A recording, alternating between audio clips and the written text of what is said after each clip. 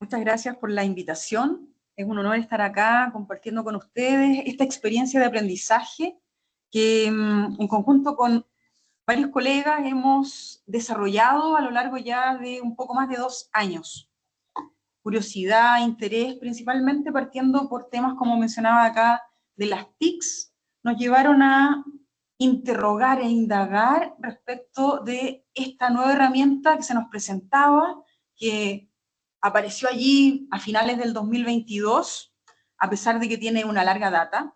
Como profesora de historia les puedo comentar que la IA hunde sus raíces a mediados del siglo XX, pero nosotros, no sé si acá hay un experto en IA o de temas de programación, pero los que no somos expertos en IA, aquellos comunes, mortales, que venimos de otras disciplinas, yo en particular de historia, de pedagogía, nos encontramos con esta nueva herramienta a finales del 2022 y principalmente 2023 en adelante, ¿ya?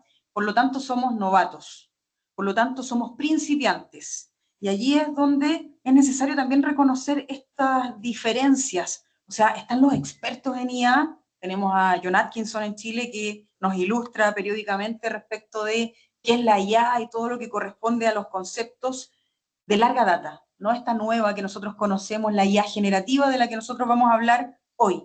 Y desde esa perspectiva y desde ese ángulo, vengo a compartir algunas ideas. Voy a dejarle varias invitaciones a lo largo de la presentación, todas ellas con código QR que ustedes pueden allí escanear, revisar. Algunas son GPTs, herramientas liberadas, todas ellas de libre uso, libre acceso, y que invito a quienes tengan ese interés de comenzar a revisar estos materiales, de utilizarlas como una puerta de entrada, porque la mejor, la que les va a servir a ustedes, la que les va a servir para contactar y para poder desarrollar elementos y herramientas de clase con sus estudiantes o con sus grupos de trabajo, si se dedican a la gestión, es la que van a crear ustedes. Entonces, esa es la invitación y al final les voy a dejar también el acceso a un canal de YouTube donde estamos compartiendo los aprendizajes que hemos desarrollado en estos 2 años y principalmente un grupo de entrevistas que ya llevamos 50 entrevistados a nivel nacional, latinoamericano, españoles y también tenemos de otros países europeos, expertos en IA y también principiantes. Tenemos abogados, ingenieros, tenemos de todas las disciplinas, queremos abarcarlas idealmente todas y seguir creciendo. Si alguno de ustedes acá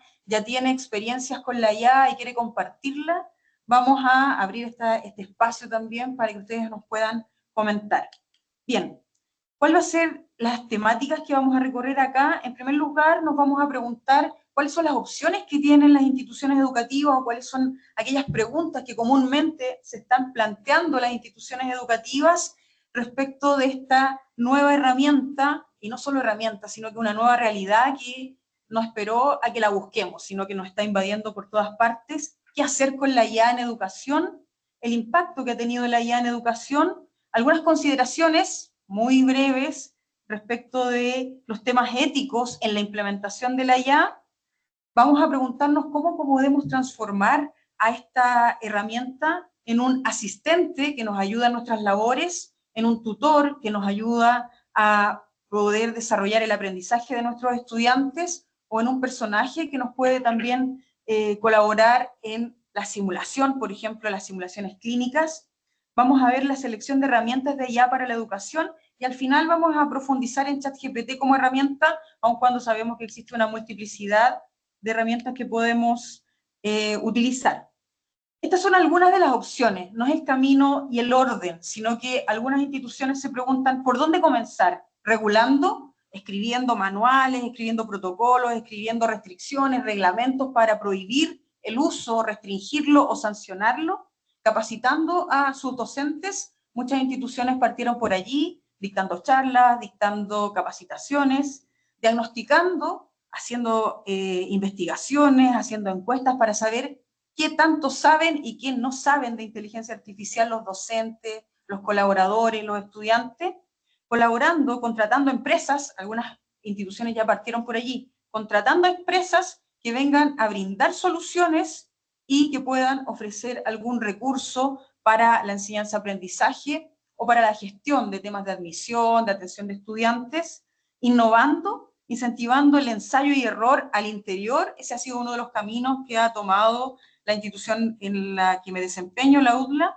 dando la oportunidad a que distintos equipos de trabajo desarrollen innovación con IA y luego de un año veamos si es que sirve, no sirve, si es que es útil o no, y dándonos la oportunidad también de equivocarnos, de encontrar algunos hallazgos positivos, o desarrollos internos, fomentando la creación, soluciones internas, utilizando recursos propios, contratando personal especializado para dar el salto de estos usos personales de la IA, que son todos los que tenemos acceso con estas libres herramientas que tenemos a disposición, o bien ya teniendo equipos especializados en desarrollo de programas que puedan dar una integración global, integral a la inteligencia artificial.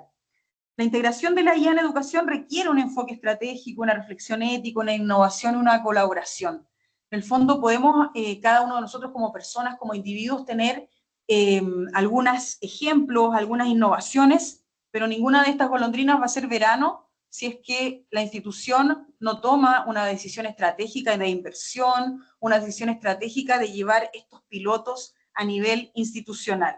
Bien, impacto y potencial de la IA en la educación. ¿Podemos optimizar procesos? Sí, hay evidencia de ellos, tenemos investigaciones que lo avalan, podemos optimizar temas administrativos, temas académicos, podemos diseñar y potenciar el currículum educativo, por ejemplo, todo lo que tiene que ver con el diseño de carrera, perfil, malla, programa, matriz de tributación, todos los materiales de aprendizaje pueden ser optimizados, pueden ser mejorados, idealmente desde la experiencia y desde los estudios que hemos realizado y revisado, no es óptimo aplicar automatizaciones a nivel de educación. ¿Podemos personalizar la enseñanza, el aprendizaje y la evaluación? Sí. Hay evidencia de ello, ya los agentes que nos entrega y nos provee la propia OpenAI con todos sus desarrollos de GPTs personalizados a nivel individual o institucional, puede brindarnos esa opción, y también podemos gestionar la calidad educativa a nivel de planificación, a nivel de auditorías, a nivel de autoevaluación y acreditación. Señalo allí el tema de las auditorías porque es uno de los temas a los que me dedico a nivel institucional, auditar procesos. En el fondo, revisar tanto desde su diseño, su implementación y los resultados que emergen desde allí. Pero podríamos inyectar IA en cualquier ámbito. En el fondo, desde donde nosotros trabajamos, donde nos desempeñamos, tenemos la posibilidad de identificar qué parte del proceso o del proceso completo podría ser potenciado con inteligencia artificial. Y vamos a ir revisando algunos ejemplos reales. Consideraciones. El primer punto, tenemos que tener en consideración que existen distintos roles, distintas responsabilidades para actores internacionales, organismos como UNESCO, Unión Europea, instituciones educativas y también estas grandes empresas internacionales de marca mundial y las personas. Todos tenemos distintos niveles de responsabilidades. Cuando se habla, por ejemplo, de privacidad de los datos, ¿a quién le están exigiendo? ¿A quién le exigimos esa tarea? Cada uno va a tener distintos niveles de responsabilidad respecto de ese punto. Por ejemplo, habrán exigencias que van a parar hacia las empresas. La Unión Europea, por ejemplo, ha sido bien restrictiva para poder liberar muchas de las funciones que se van desarrollando, que va poniendo a disposición Microsoft, o OpenAI, o Google, y allá están restringidas. Nosotros tenemos el privilegio, o quizás el infortunio, de no tener restricciones. Cada vez que saca algo OpenAI o cualquiera de las empresas, nosotros lo tenemos al día 1. En cambio, en Europa, muchas veces tienen que pasar meses para poder utilizar alguna de estas funciones, porque tienen mayores restricciones, mayores controles. En el fondo hay un aparato que, si lo vemos desde el punto de vista negativo, quizás también está restringiendo y deteniendo los avances, ¿ya? Pero desde el punto de vista positivo podemos decir que hay una mayor responsabilidad respecto, en Europa, respecto de cuáles son las implicancias negativas que podrían existir con estas creaciones. Tenemos un tema fundamental en el ámbito de la mitigación de los sesgos y errores. Las empresas están convocadas a desarrollar acciones y cortafuegos para estos dos problemas fundamentales que ya se sabe que existen en la inteligencia artificial: sesgo de entrenamiento y errores que se producen por falta de información, porque equivocó el camino, porque estas redes neuronales finalmente tomaron una decisión que no conocemos tan transparentemente y arroja un resultado, y ese resultado puede estar sesgado. ¿Sesgado con qué? Con la información con la que fue entrenada. Y allí hay responsabilidades para las empresas que están entrenando estos modelos, que en el fondo se les exige que lo entrenen con datos, o al menos que puedan cortar allí elementos vinculados a no reproducir problemas raciales o problemas donde pueda finalmente estar induciendo a una conducta negativa que hoy día no es aceptada y que en el pasado sí existía. Y también tenemos nosotros como usuarios que saber y aprender acerca de esto para entender que a la IA no deberíamos hacerle preguntas. Una de las conclusiones a las que hemos llegado y que las mismas empresas también han subrayado, a veces tímidamente y a veces en sus propios portales, que debemos aprender a dar instrucciones a la IA y no hacerle preguntas, porque no es el almanaque de la verdad, no es el oráculo del conocimiento absoluto, es una herramienta que fue entrenada con información. Y si alguno de ustedes ahora puede preguntarles qué es por ejemplo, como profe de historia les voy a dar ese ejemplo, ¿qué es la Guerra del Pacífico? Les va a decir, es una guerra sostenida a mediados del siglo XX entre Estados Unidos y Japón. Dice, oye, pero está equivocada, es un error. No, no es un error. Tú le dijiste pocos datos de que estabas preguntando acerca de una guerra del Pacífico ubicada en América, entre Chile y Perú. Y está entrenada con tantos datos relacionados a Estados Unidos y Japón y el siglo XX, que te entregó esa respuesta. Por tanto, cada vez que nosotros hacemos una pregunta, puede estar dándonos un error, pero un error que no tiene que ver con que es débil la máquina, sino que tiene datos que le permiten hacer una conclusión sobre tu consulta y entregarte aquella respuesta, y los estudiantes fundamentalmente deben aprender a que si les hacen preguntas con poco contexto, con poca responsabilidad, con poca ambientación sobre qué es lo que se está consultando, puede terminar entregando errores por sesgos de entrenamiento, por sesgos de otro tipo también, por ejemplo, sesgos de cantidad de investigaciones sobre un tema. Ejemplo, si ustedes le preguntan a la IA o le piden a la IA que dibuje un vikingo, sigo con el tema de historia, pero es fácil de graficar aquello y ustedes lo llevan a sus temáticas, les va a dibujar un ser seguramente con cachos, ¿ya? La investigación histórica y arqueológica indica que eso no es así, pero el N de imágenes y el N de descripciones que así retratan a los vikingos es tan grande respecto de 3 publicaciones arqueológicas que indican que ese es un error, que finalmente cuando tú le pides esa acción, te entrega el error, ¿ya?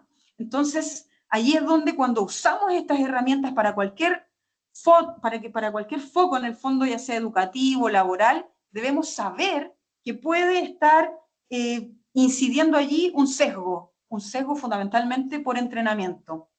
Tenemos que buscar también todo lo que corresponde a las tareas institucionales sobre las definiciones y sanciones de usos indebidos de la IA.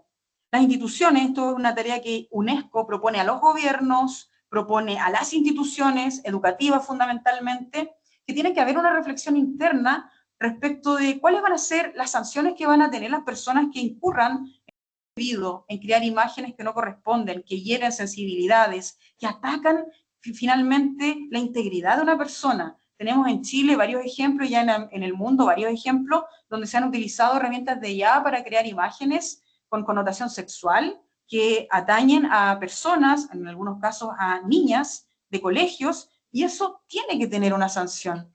Tenemos que plantearnos respecto de eso. Seguramente la ponencia siguiente se va a plantear respecto a estos temas en mayor profundidad. Pero esos son algunos de los desafíos. Tenemos que plantearnos como institución educativa, como gobierno, como Estado, respecto de esas problemáticas. Y por supuesto, también asumir un rol de formación y promoción de uso responsable. La UNESCO también solicita a todas las instituciones de educación que generen espacios de diálogo, reflexión, debate y formación para sus profesores y para sus estudiantes.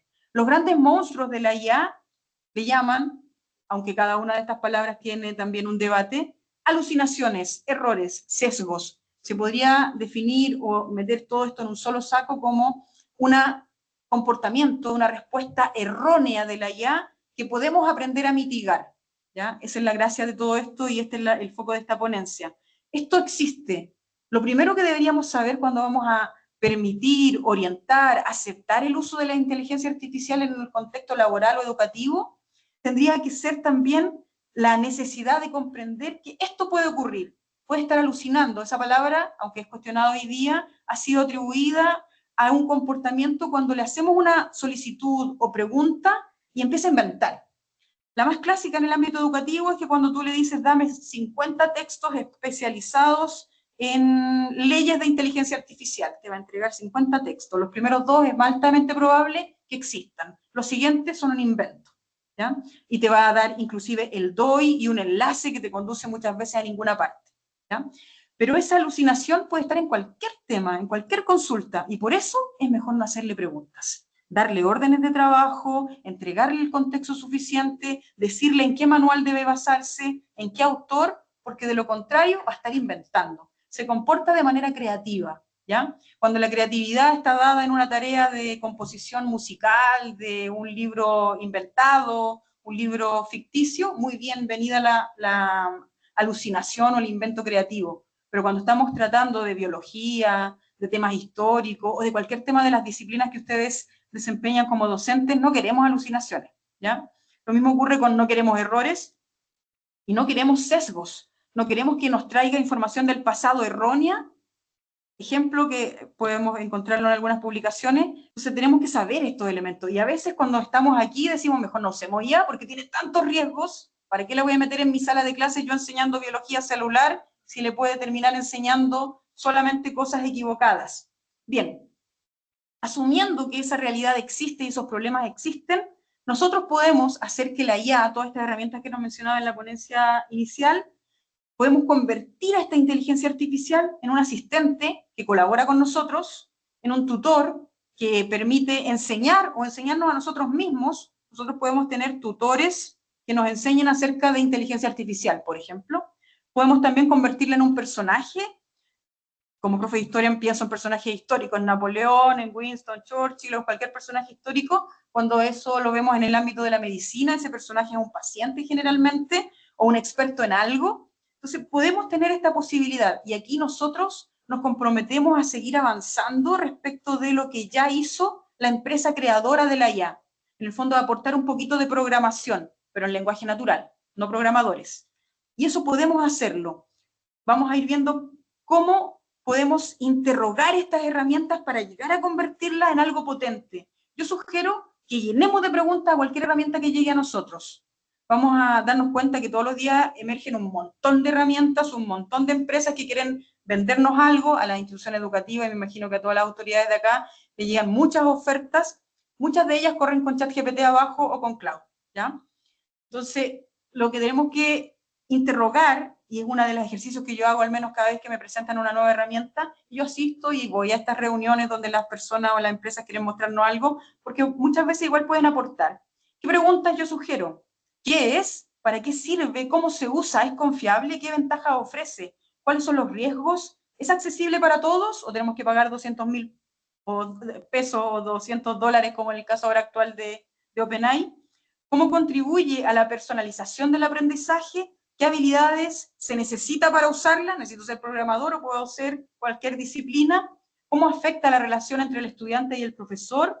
¿Fomenta o limita la creatividad? Recién se mencionaba acá como un factor esencial la habilidad de creatividad. Tenemos que preguntarnos, ¿qué? ¿Esto el estudiante va a empezar a hacer clic, van a empezar a salir las tareas? ¿O esto permite efectivamente dar el salto para que el estudiante siga aprendiendo en un nivel superior? ¿Es útil para la retroalimentación o no? ¿Cuáles son sus limitaciones? ¿Cómo se garantiza la objetividad? ¿Cuáles son las herramientas con mejor desempeño? Esas preguntas son algunas de las que yo sugiero plantearles a las herramientas. Aquí traje una selección. Y esta selección no es casual. Esta selección emerge del conjunto de entrevistas que hemos realizado, que van aproximadamente 50, y a ellos, a todos los entrevistados, siempre les consultamos cuál usa.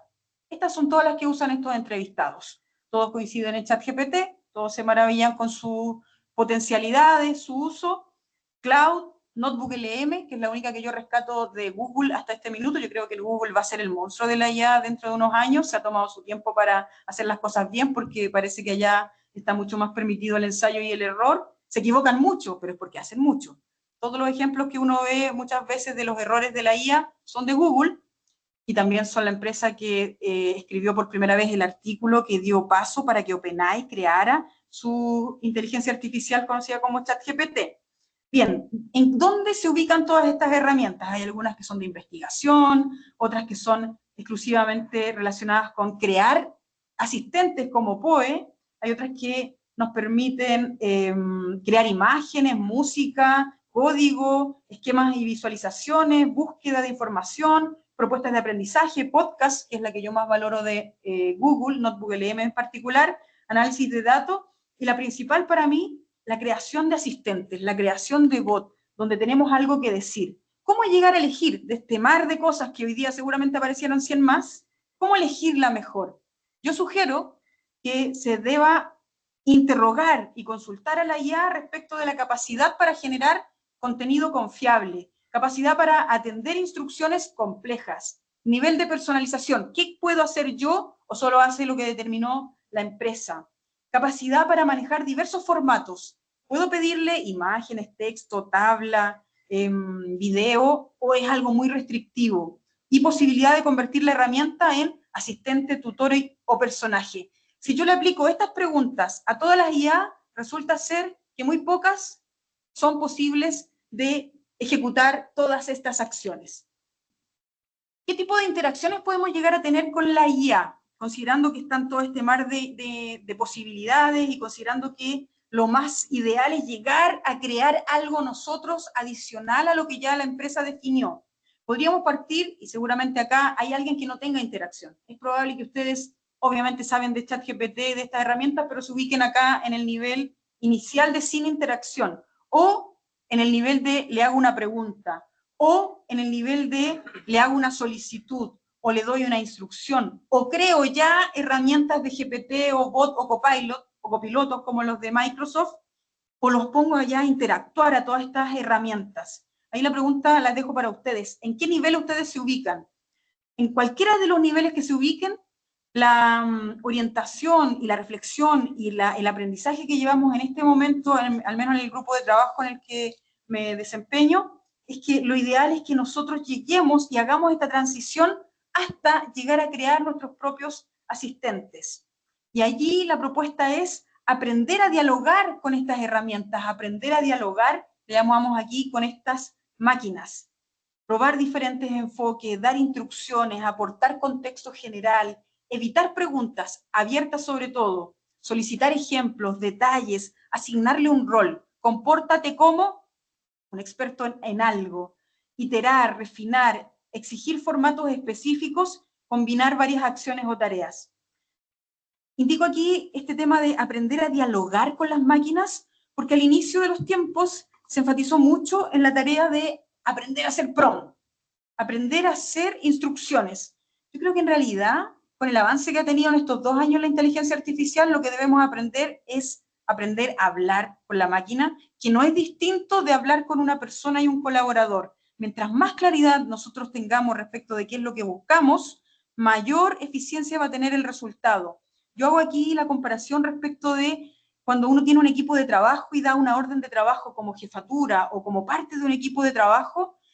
Muchas veces el error o el mal resultado obedece a que no fuimos capaces de dar una buena indicación, una buena orientación, en el fondo, una buena selección de cuáles iban a ser los parámetros, los documentos que íbamos a tener en consideración, y en el fondo hago el símil de los errores que se cometen en los equipos de trabajo reales, físicos, también se pueden cometer acá y producen los mismos malos resultados.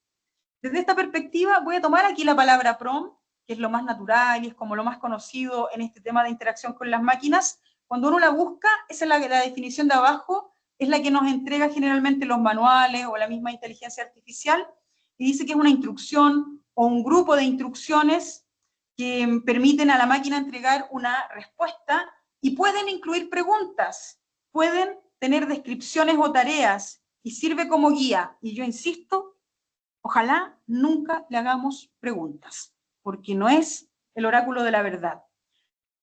Saltándonos el tema de la pregunta, ojalá que sea instrucción, y esa instrucción debe ser clara, debemos entregar una contextualización, debemos ser específicos, indicarle cuál es el objetivo y la meta, establecer también restricciones, no quiero esto, no te comportes de esta manera, un formato estructurado de manera lógica, coherente, con lenguaje apropiado, usando los conceptos propios del tema que estamos nosotros solicitando, interactuando con la máquina. Pero si ustedes se fijan, estos mismos requerimientos son propios de la comunicación con el colega, con la comunicación con la jefatura o con alguna persona que depende de nosotros. En el fondo no es propio de un PROM.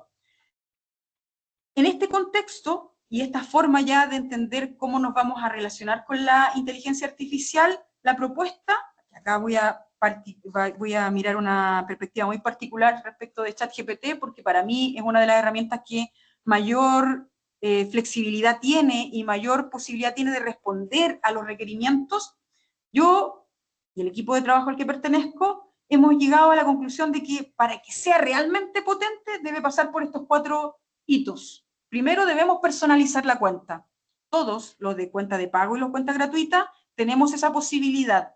¿Qué significa personalizar la cuenta? Contarle todo lo que nosotros somos, no algo privado, lo mismo que tenemos en LinkedIn, lo mismo de relacionado a cuál es mi especialidad, a qué me dedico, cómo voy a utilizar esta herramienta, y esa personalización de cuenta le va a permitir a ChatGPT finalmente orientarse para las siguientes interacciones.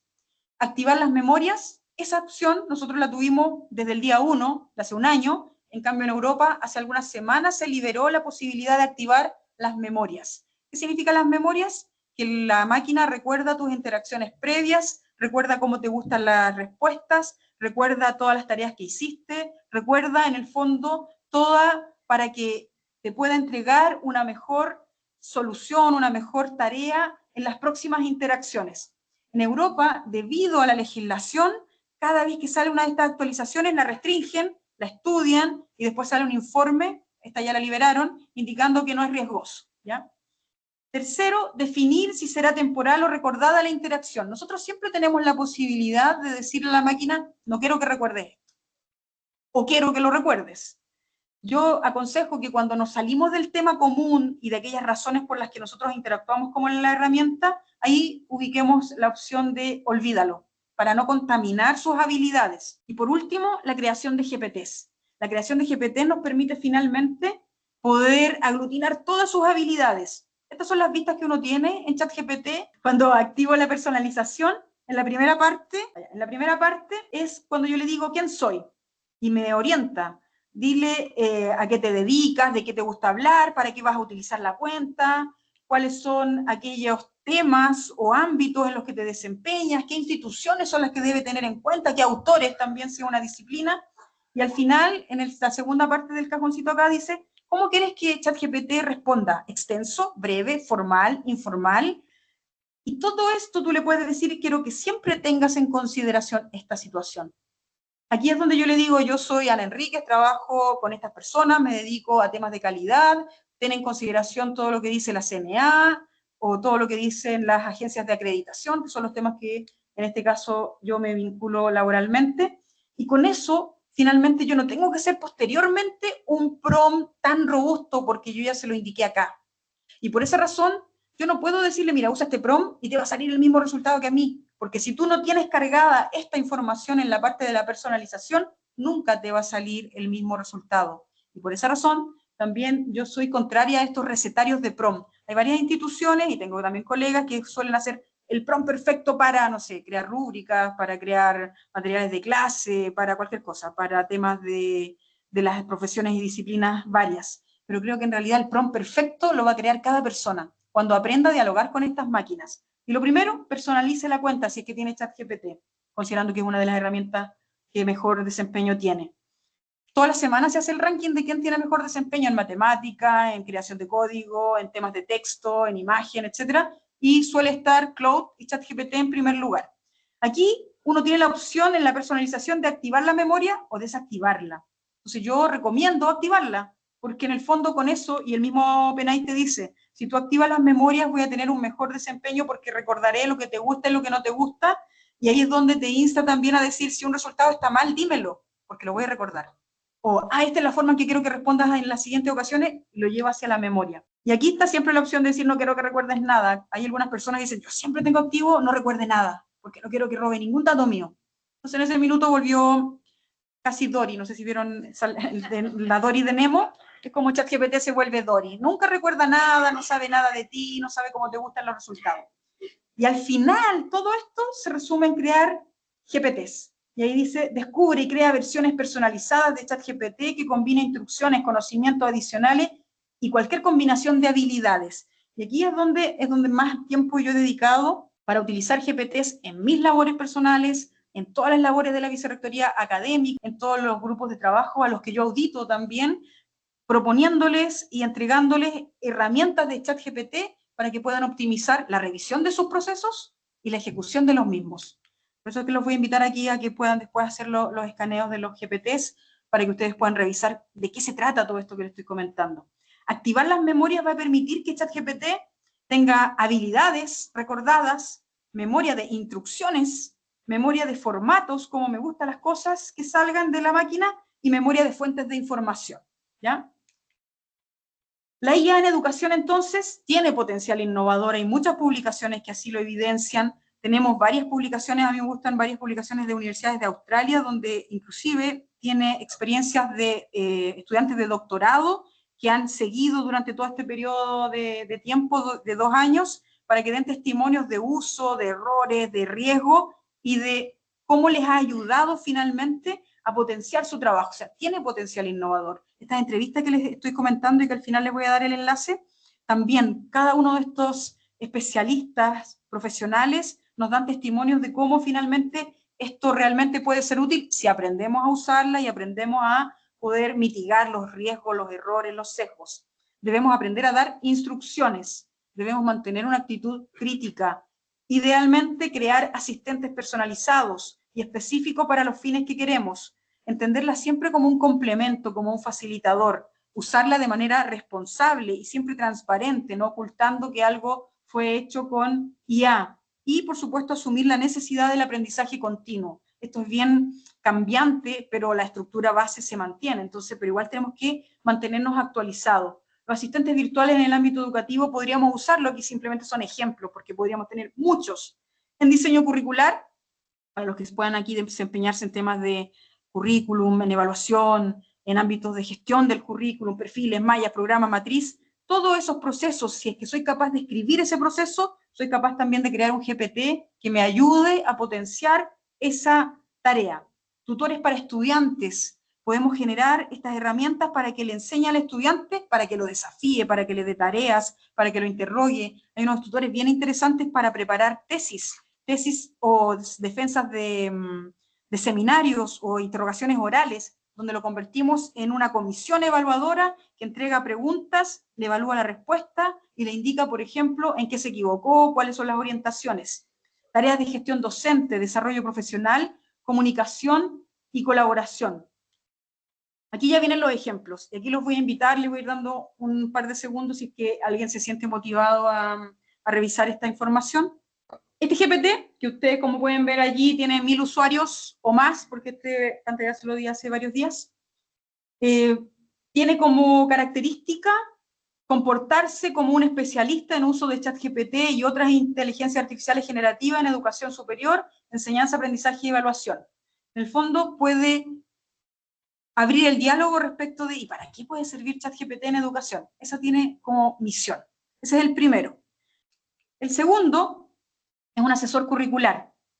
Este asesor curricular está pensado como un acompañamiento a los comités curriculares, aquellos que se encargan de dirigir un programa, de modificar sus programas de asignatura, su perfil de egreso, sus evaluaciones, etc. En el fondo, acompañar a estos equipos curriculares. Generalmente yo revelo como primera activador, como ustedes pueden ver allí, cuáles son las habilidades. Hay algunos constructores de GPT que dicen, oh, no, que no la revele, que si alguien le pregunte cómo fuiste construido, que no se lo responda, que lo bloquee. No tiene, para mí no tiene ningún sentido.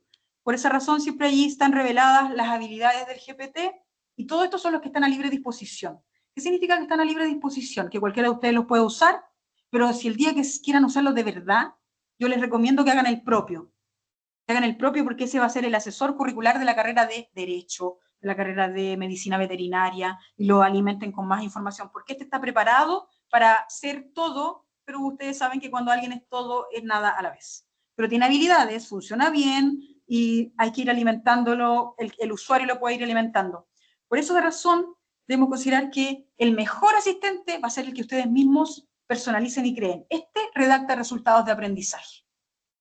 Uno dice, es algo tan simple, pero cuando uno se dedica al diseño curricular, me imagino que acá hay personas que se dedican al diseño curricular, sabe que esta es una tarea no tan simple y tiene reglas. Aquí este GPT, que es uno de los primeros que programé, está programado con todas las reglas, las 141 reglas que tiene ANECA y Kennedy para la redacción de resultados de aprendizaje, que son las mismas reglas que usa casi todo el CRUCH y casi todas las universidades en Chile, respecto de cuáles son la forma de empezar un resultado de aprendizaje, la forma en que no pueden ocupar ciertos verbos, los 100 verbos prohibidos, etc.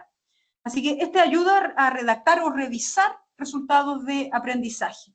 Como pueden ver allí, estos le llaman activadores o disparadores o las preguntas clave. Se ayúdame a redactar resultados de aprendizaje, dame propuestas para integrar IA en los resultados de aprendizaje, cómo alinear este resultado de aprendizaje con las tendencias educativas actuales, ayúdame a revisar resultados de aprendizaje. Entonces es muy útil, esto lo he ido creando para vicerrectorías académicas, para equipos curriculares particulares de alguna escuela, y como insisto, este es el genérico. Para cuando lo creamos con una institución, le agregamos los sellos educativos de la institución y las particularidades. Este creador de situaciones de aprendizaje me lo han pedido mucho, que lo replique para algunas instituciones españolas, instituciones nacionales y comités curriculares, porque este hace, aquí le llamamos el concepto español de situaciones de aprendizaje, pero en Chile son propuestas didácticas, plan de clase, actividades de clase, y ayuda a programar y a diseñar pautas que me permiten realizar una clase de 1 hora, o una clase de 1 semana, o de 1 mes, o de todo un semestre, por supuesto considerando todo lo que ya está definido en el programa de asignatura, las ideas que tiene el propio solicitante o usuario, y te lo programa con todo lo que significa la didáctica general, ¿ya? Los pasos que debería tener toda propuesta didáctica, conocimientos previos, actividad del estudiante, ensayos, errores y propuesta final del trabajo. Siguiente. Este es uno bien nuevito, lo hemos creado también varias veces porque esta es una habilidad bien transversal en todas las instituciones de educación superior, desarrollar habilidades de argumentación en cualquier carrera, ¿ya? Estas habilidades de argumentación, de hecho los grupos de abogados con los que hemos trabajado en facultades nos han pedido bastante, porque hay particularidades, o sea, es distinto argumentar siendo profesor, que abogado, que médico veterinario, pero hay ciertas habilidades que son transversales, ¿ya? Entonces aquí también este es un GPT que ayuda al desarrollo de habilidades. Está pensado para que se convierta en el fondo en un tutor. Este tiene un rol de tutor.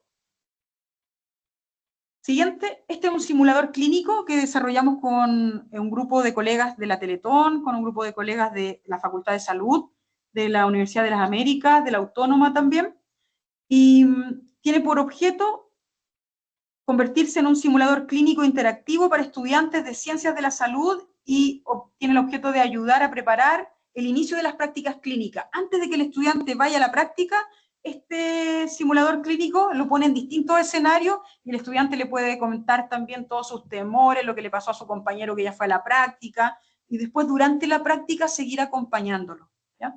Este equivalente también se está ocupando en la Teletón, un equivalente a esta misma herramienta. Y ahí es donde yo señalo, en el fondo la base es útil para todos, y aquí lo estamos convirtiendo como en un personaje que nos ayuda a generar simulaciones didácticas, y cuando uno dice, mira, tengo miedo de que la IA se pueda utilizar de mala manera, y que los estudiantes terminen copiando, plagiando, que no es el concepto que está más aceptado, pero a veces se usa, y haciendo pasar por propias sus creaciones que no lo son. Bueno, en realidad estamos pensando en una IA que no estamos programando nosotros. Aquí estamos haciendo que la IA aporte al proceso formativo. Siguiente, corrector de informes. Este lo uso yo de manera particular y lo tengo liberado también. Todos los informes, y aquí las reglas que están son las que pide mi propia jefatura respecto de cómo deberían ser los informes de gestión, que no debe ser con estructura literaria, que debe ir directamente a los objetivos, limpiar de toda narrativa superflua el informe. Si ustedes lo ponen a prueba, se van a dar cuenta que tiene un buen comportamiento. De hecho, también lo dice allí la evaluación. Mira, tiene un 4.8 de evaluación de 5.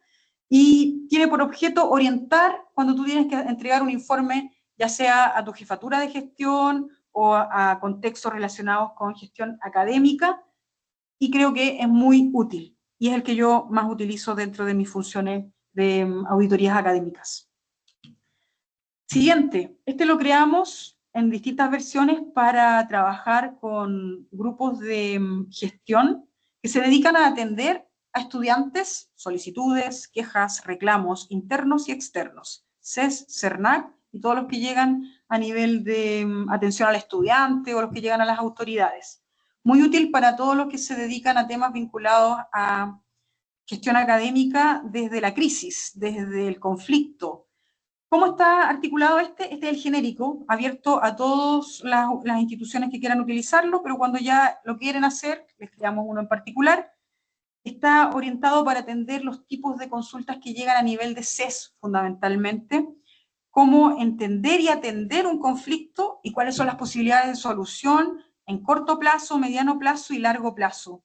Analiza este GPT, por ejemplo, si hay un error o problema a nivel de reglamento, procedimiento o a nivel de ejecución del mismo. Te invito ahí a revisarlo. Este es uno de los que ha sido más replicado. Y finalmente uno que a mí me gusta mucho. Yo soy profesora de historia y desde la historia utilizo mucho el tema de la filosofía estoica y he creado este GPT del emperador Marco Aurelio. Aquí le traje GPTs distintos para que pudieran ver así como tutores, personajes, asistentes. Y Marco Aurelio se comporta como Marco Aurelio.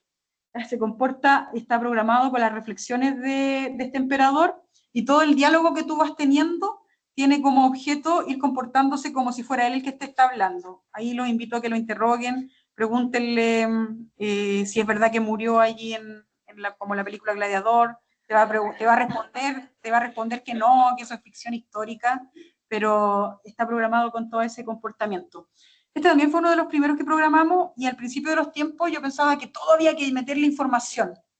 Y ahí me di cuenta que cuando el conocimiento es universal, como la filosofía clásica de los griegos, no es necesario meterle tanta información, sino que habilidades y comportamiento. Pero cuando estamos hablando de derecho, que es tan particular, el derecho chileno es distinto al de Argentina y al de Europa, por supuesto, ahí hay que meterle mucha información de programación relacionado a la base de conocimiento, a qué organismos se consideran como válidos, porque eso sí cambia, pero el pensamiento de Marco Aurelio no cambia aquí, en Italia o en Estados Unidos. Por tanto, allí inclusive pudimos bajarle, sacarle las meditaciones porque ya lo tenía programado. El problema con estas empresas es que uno no sabe cuál es la lista de libros con las que fue programado. Ellos no han liberado así como, mira, este es el millón de libros que ingresamos. Hay algunos autores que dicen, sospecho que al interior de este GPT o al interior de OpenAI están todos mis libros, dicen algunos autores. ¿Por qué? Porque uno les dice, escribe como tal persona y escribe como él.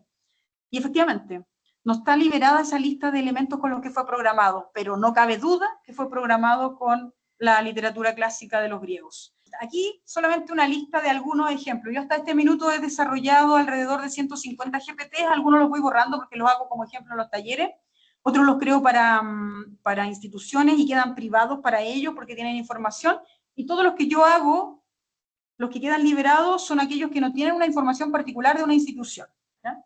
Si ustedes se meten a ChatGPT, hay una parte que se dice en el costado GPTs con S, o tienda de GPTs, y allí buscando mi nombre, Ana Enrique Orrego, van a llegar a todos mis GPTs, o por concepto. Así se crean. Pero para crearlo, este es el tema, para crearlo en GPT necesitamos tener cuenta de pago. Pero si queremos no pagar, podemos ir a crear GPTs a POE, con la misma lógica, el mismo funcionamiento, con los mismos elementos que les voy a detallar acá.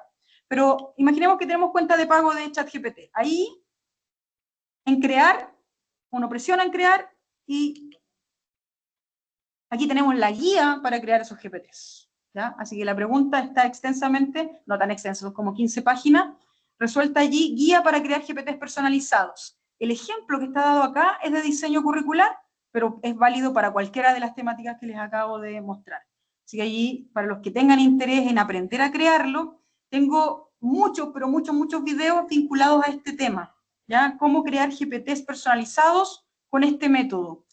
Yo he estudiado algunos métodos, si ustedes buscan en la propia tienda de OpenAI, allí hay unos métodos muy simples que también están contenidos en esta guía, y otros más complejos como para llegar a estructurarlo de una manera certera en lo laboral.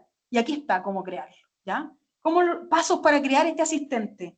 Y lo podemos crear gratis en POE. POE es una herramienta que nos permite crear GPTs, pero en un nivel un poquito más bajo, ¿ya? Cuando los creamos en ChatGPT pagado de los $20 mensuales, nos permite avanzar a un nivel superior. Primero, identificar qué proceso quiero impactar con un GPT. Ese es el primer punto. Conocer en profundidad ese proceso. Imaginemos que es diseñar programas de asignatura. Imaginemos que es redactar informes o convertir a uno en un personaje experto en algo. Ya, identificar el proceso. Lluvia de ideas. Lo primero que yo propongo y sugiero es escribir en papel una lluvia de ideas de cuáles son mis expectativas. ¿Qué quiero de este GPT? Quiero que me ayude a hacer instrumentos de evaluación. Ya, ¿qué más? Quiero que ese instrumento de evaluación tenga tales características. Y en fin, o sea, la lluvia de ideas debe ser idealmente extensa. Es todo tu sueño y expectativa de qué quieres de este colaborador. Cuando hacemos el taller, yo siempre les digo, imagínense que yo, Ana Enrique, me voy a poner a disposición de ustedes, director de escuela de veterinaria, y quiere que yo le haga el programa de asignatura. Deme la orden de trabajo, y yo lo voy a hacer. Esa orden de trabajo, que tiene que ser específica, clara, yo le digo, ¿y en qué me baso? En este modelo educativo. ¿Y en qué más? En esta guía. ¿Y en qué más? En estos 20 libros, ¿ya? Entonces, tienen que imaginar que la máquina es un ser que está poniéndose a disposición de ustedes. Diseñar el prompt. Diseñar el prompt significa finalmente escribir esta instrucción y podemos pedirle a la propia máquina que esta lluvia de ideas la convierta en un prompt o instrucción que va a ir a parar al interior. Seleccionar fuentes. En algunos casos es necesario fuentes, porque si yo voy a redactar resultados de aprendizaje o programas de asignatura o materiales de aprendizaje para una carrera de universidad central, tengo que saber cuáles son las fuentes, mínimo el modelo educativo, la guía, un par de libros especializados, ahí ustedes lo determinarán. Depurar la información lo más posible, y luego viene la construcción del asistente con todos estos elementos, y cómo es lo que finalmente ingreso, es esta lluvia de ideas, pidiéndole al GPT que la convierta en prompt, y eso es lo que ingreso, ¿ya? No es la lluvia de ideas en sí misma, sino que es ya convertido en prompt, pero el que mejor sabe ser prompt es la propia IA, nosotros no. Nosotros tenemos ideas, expectativas, intereses, necesidades, pero la propia máquina puede hacer perfectos prompts, porque además se entiende a sí misma cómo debe ser programada. Ponerlo a prueba, ajustar y monitorar. ¿Dónde? Acá. Cuando estamos en GPT, estas son las vistas. Cuando presionamos en crear, se abren dos opciones, crear y configurar. Si yo presiono crear, me dice, hola, te ayudaré a construir tu GPT. ¿Qué te gustaría que haga este GPT? Y ahí son dos preguntas las que hay que responder. Yo sugiero que sea lo más extenso posible esa respuesta. ¿Qué hace y cómo entrega el resultado? Esos dos temas son los que debe resolver esta herramienta. Y yo sugiero usar esta versión porque te da dos opciones. Si yo uso la primera, me va a seguir ayudando a mejorar y a mejorar y a mejorar el funcionamiento del GPT. ¿Por qué?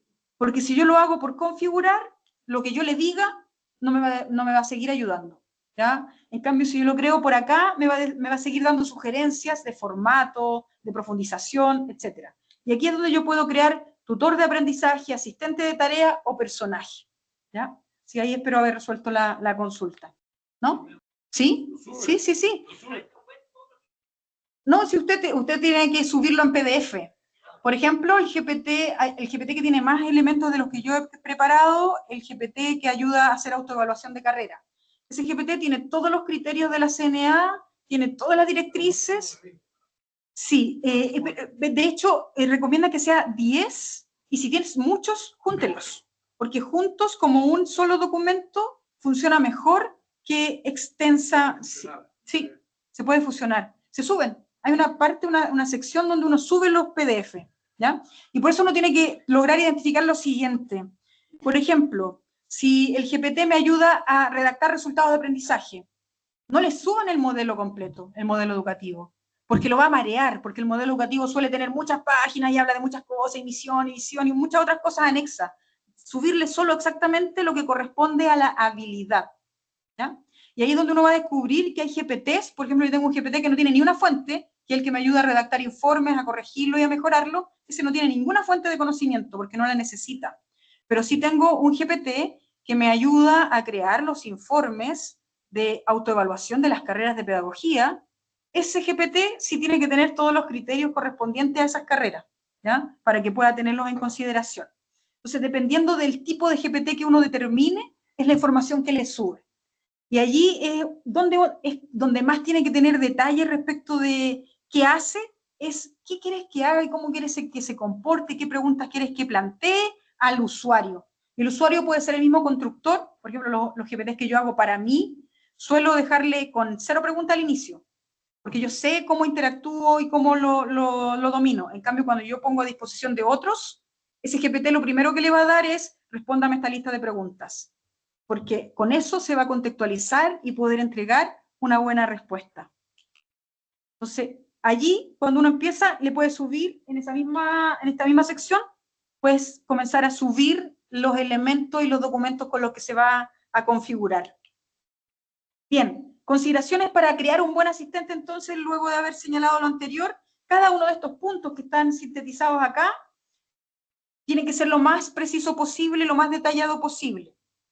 Identidad del asistente. ¿Qué es? ¿Es un experto en derecho? ¿Es un experto en medicina veterinaria? ¿Es un experto en Marco Aurelio? ¿Es un experto redactando resultados de aprendizaje según las reglas de ANECA, según las reglas del modelo educativo de Universidad Central? ¿Es experto en? Ojalá que seamos bien detallados. Funciones, ¿qué hace? Ahí tenemos que precisar qué queremos que haga. Yo siempre cuando presento esto digo, tenemos que ser equivalentes a cuando uno hace un descriptor de cargo para contratar a alguien. Si usted va a ubicar un descriptor de cargo tan general, le van a traer a cualquier persona y después esa persona no va a saber hacer lo que usted quiere que haga, ¿ya? Entonces uno tiene un compromiso respecto de qué es lo que queremos que haga este asistente para nosotros. Diversidad de formatos. Nosotros debemos decirle, quiero que me entregues esto en una tabla, luego en párrafos, combina todos estos elementos. El GPT que les mostré recién de reclamos y de solicitudes y sugerencias se comporta con muchos formatos distintos, combina tabla, párrafo, viñeta, pero cuando uno no le dice eso, el GPT toma la decisión. Cada vez que nosotros no le decimos algo, el GPT toma decisiones internas, ¿ya? Por tanto, uno es el que tiene la responsabilidad de indicarle cómo quiero que se comporte, y por eso el símil con el mundo real. Cuando decimos, oye, no era lo que te pedí, ¿qué me pediste? Uno le puede decir, porque a veces un colaborador llega con una tarea y uno dice, pero no era lo que yo imaginé. Claro, lo imaginé y no lo verbalicé, no se lo dije al colaborador, y si no se lo digo al GPT, lo mismo va a ocurrir. Contextualización. El GPT idealmente, si es para otros, siempre debe pedir más información. Si ustedes abren cualquiera de los GPTs que les compartí, les va a hacer varias preguntas. Y esas preguntas tienen por objeto contextualizarse. Y el ejemplo que les daba esto de la Guerra del Pacífico, en el fondo es, si usted hace una solicitud, le va a preguntar, ¿y usted dónde está parado? ¿En Chile? ¿En América? ¿En alguna región de Chile? Porque no da lo mismo, ¿ya? Entonces, contextualizar el GPT. Retroalimentación continua para que el asistente mejore sus funciones. En el fondo podemos ir aportando para que mejore, pero solo el autor del GPT puede determinar si se mejora, ¿ya? Porque si usted no es autor del GPT, no puede alterar su comportamiento. El mejor asistente finalmente no es ninguno de los que les acabo de mostrar, sino que el que ustedes van a crear para ustedes mismos como institución, y ahí es donde yo digo, mira, lo ideal y los que mejor resultan son cuando se junta el comité curricular, se junta el equipo de trabajo y dice, esto es lo que yo quiero, y convierten esa lista infinita de expectativas de lluvia de ideas en un prompt, que le piden a la propia máquina que lo convierta en prompt, y eso llevarlo adentro. Y ahí definir qué fuentes, qué libros, qué documentos, qué enlaces también, ahora se pueden subir enlaces, páginas web, en qué se puede y debe basar. Aprendizaje que tenemos con esto, la supervisión humana es fundamental, no perdemos el control, idealmente cuando miremos estas máquinas veamos que pueden ser muy útiles siempre y cuando nosotros seamos los que aportemos algo, y por esa razón dentro de este mar de IAs, finalmente, al menos para mí, termina siendo más útil ChatGPT porque me permite controlar algo. No solamente lo que definió OpenAI, no solamente lo que definió ya la empresa creadora, sino que yo estoy poniendo además parámetros, seguramente es una arenita después de un mar de información que ellos ubicaron dentro de estos millones de parámetros que ya le tienen al interior, pero esa arenita es la que me va a permitir finalmente hacer que sea útil en verdad para mis funciones. La IA como complemento, no como reemplazo. Aprender continuamente. Todas las semanas o cada 15 días están dando noticias, innovaciones. La estructura base se mantiene, pero van surgiendo estas nuevas herramientas y estas nuevas funciones. De las nuevas, de las recientes, para mí la más interesante, que no hablé en esta presentación, resulta ser Notebook LM. Para mí, desde la perspectiva de aprendizaje, de enseñanza, es la mejor, porque uno puede subir 50, ahora muchos más, documentos, PDFs, libros, YouTube, además de crear un podcast, que es lo más atractivo que hay actualmente, intervenir además en ese podcast, tú puedes ir interactuando y hacer preguntas con un control muy amplio de alucinación, porque te dice exactamente, te marca de dónde sacó esa información, cosa que no hacen las otras herramientas. Entonces, si queremos para aprender y para enseñar, Notebook LM es lo mejor. Pero si queremos convertirla en asistente, en tutor de aprendizaje, en personaje, ChatGPT para mí es lo mejor. Ética y transparencia en el uso de la IA, seamos transparentes, cada vez que lo usemos, digámoslo, instemos a los estudiantes a señalarlo. Una de las cosas que se recomienda es, si tenemos este temor de que los estudiantes están descansando mucho en la IA, bueno, pongamos en todas nuestras evaluaciones un ítem final que diga cómo utilizó la IA, qué herramienta utilizó, cómo la utilizó, cómo verificó que lo que le acaba de entregar no es una alucinación, un error o un sesgo, y que indique las fuentes que así lo verifican. Por tanto, dando ese siguiente paso, le estamos diciendo, úsela, todo lo que quiera, si el problema no es que la use, el tema es que aprenda a usarla bien. Y aquí me voy a detener un segundo o un minuto en darles un ejemplo que para mí me parece pero genial, que lo señalan generalmente cuando entrevisto a médicos, lo suelen señalar. Si el día de mañana alguno de ustedes tiene un familiar, un hijo, una madre, un padre que está enfermo y terminal, y uno de sus médicos decide utilizar IA para descubrir rápidamente cómo sanarla, a usted le va a dar lo mismo si lo hizo con IA, con un libro, con sus conocimientos fundamentales con la que dio las pruebas de egreso. ¿Por qué? Porque lo importante y lo que anda buscando usted es que su familiar se sane. Lo mismo ocurre con un abogado. El día de mañana yo tengo un juicio y estoy finalmente casi por ser condenada, me da lo mismo si el abogado termina utilizando la noche anterior una buena herramienta de IA para lograr encontrar la forma de defenderme y sacarme de la cárcel. El problema es que el abogado puede cometer un error y no darse cuenta que está usando pura alucinación, que es lo que ocurrió en los casos norteamericanos, donde finalmente hay dos casos bien emblemáticos, donde presentaron documentos que eran solo alucinación de ChatGPT en un momento en donde no sabíamos que la IA alucinaba, y esos fueron los casos que nos permitieron entender, la IA inventa, se comporta de manera creativa, da datos y casi como con una información y forma de veracidad que es convincente, tiene forma de real, pero no lo es. ¿Ya? Entonces ese día, si me logra sacar de la cárcel o evitar aquello un abogado, bienvenido sea. En el fondo, llevemos eso a todas las profesiones.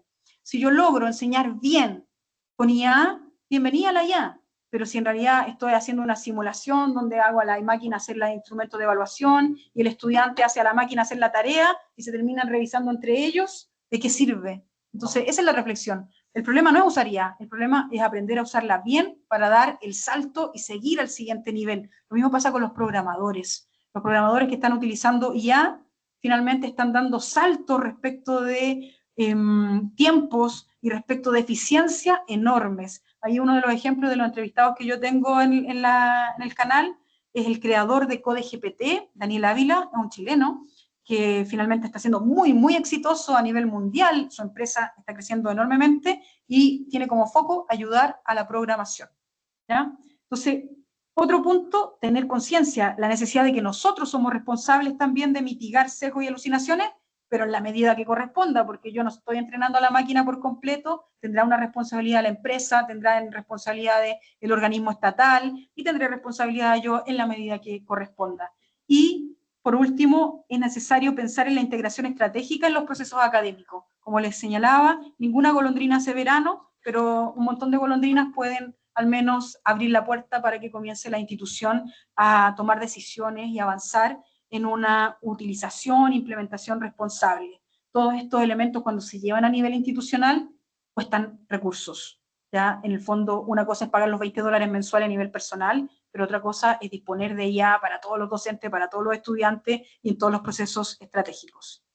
Bien, estos son algunos de los entrevistados y es la invitación que tengo y van de todos los ámbitos. Hay personas que nos hablan de acá desde medicina, desde expertos en inteligencia artificial como Atkinson, programadores que hablan, que son muy críticos de todos los influencers de la IA, y es interesante tener en consideración aquello. Estas personas que hablan desde la IA dura tienen una posición muy, muy, muy crítica de todos estos novatos que estamos hablando de IA, así como con cuánto desconocimiento acabas de hablar una hora acerca de IA, equivocándote en muchas partes, ¿ya? Entonces, y ahí la pregunta, y por eso es que iniciamos este proyecto, ¿tenemos derecho a hablar de IA todos? Yo creo que sí, pero todos desde donde nos movemos. El abogado hablará desde el derecho y bienvenido sea todo lo que nos pueda iluminar. Y los docentes, yo soy profesora, me dediqué muchos años a diseño curricular, a temas de calidad me sigo dedicando, y desde allí interrogo a la IA para ver cómo me puede aportar. Entonces, estas entrevistas nos aportan eso, distintos expertos, distintos especialistas. Aquí un kinesiólogo, cómo usa la GPT y la simulación clínica, expertos en temas de inglés, médicos, ingenieros, y también varias empresas nos han contactado para dar su testimonio, para que, también hacer un poco de publicidad a sus emprendimientos. Y la invitación final, y con esto vamos cerrando, a que puedan revisar estas entrevistas, y están cordialmente invitados, y por supuesto dejo invitado desde ya al decano, ojalá nos pueda brindar alguna entrevista. Tenemos a 3 abogados aquí dándonos su testimonio, y es muy interesante porque en el fondo es cada uno señalando cómo ha interrogado a la IA, desde qué perspectiva la está analizando y qué utilidad puede llegar a tener esta herramienta en su profesión, y cuáles son todas las prevenciones que ya sabemos, las 533 errores que comete, para poder también comentarlo y compartirlo. Y con eso vamos cerrando, y ahí le dejo el acceso a mi canal completo. Muchas gracias.